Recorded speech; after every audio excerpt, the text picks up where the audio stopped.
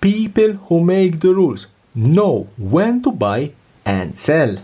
E.N.D here. I recently came across an interesting statistic posted on social media regarding the sale of Jeweled Lotus, a card, as everyone knows, designed exclusive for the Commander format, with nearly no utility outside of it, banned by the Commander Rule Committee last Monday. In the last 3 months, Jeweled Lotus has been traded for around $85–90 on TCG Player, let's say normal price for an important piece, with an average daily sold of 2. Now it went up to 5.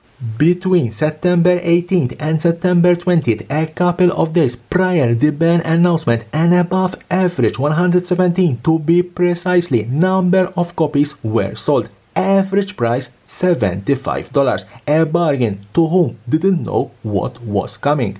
I'm not 100% certain, don't have any concrete proof, but I believe it's quite clear evidence of insider trading. I also heard rumors that about a month ago, several popular card sites, I'm not going to mention them, but you know who they are, removed Jeweled Lotus and Mana Crypt from their buy list without any apparent reason. Additionally, the Commander Rules Committee released an FAQ, and guess what the very first question is? Did the RC sell any of their cards before banning to avoid loss of value? Yes, that is the first question.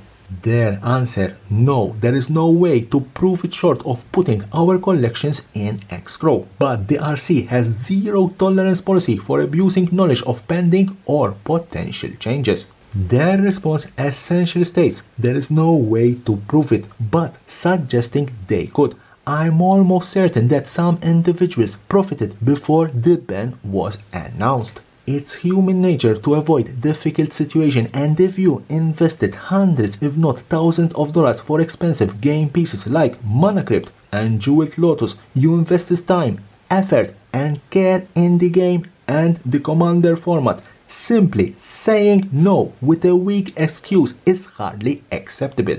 I can, with a bit of difficulty, accept the bans of Jeweled Lotus, Dockside and Nado, 3 cards recently released and designed specifically for Commander. But Mana Crypt has literally been around since 1995, first printed for the Harper Prism promotion. It's been a staple for so long that the casual EDH player finally obtaining one made them feel like they can play EDH in a higher capacity for once. Yes, it made games faster, but it didn't break the game. It hasn't broken the game since EDH became a format.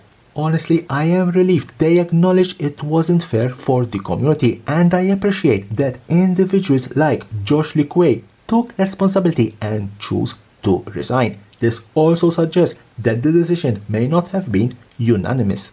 Last but not least, Mana Vault. Mana Vault spiked as soon as the bans were announced, and here we are talking about a massive spike. The Double Masters version, the most recent one, spiked from $65 to $150, more than 100%.